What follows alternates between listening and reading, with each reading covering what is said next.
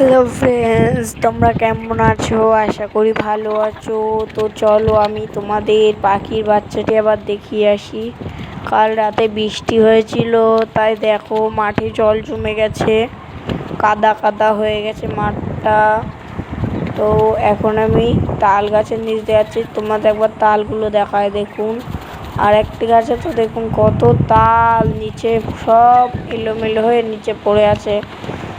তো আমি কটা তাল খুঁজলাম, ভালো নাকি পেলাম না। তো এবার অন্য গাছের তলায় গিয়ে দেখি কটা তাল পায় নাকি, তাল পেলে বড়া খাওয়া যাবে।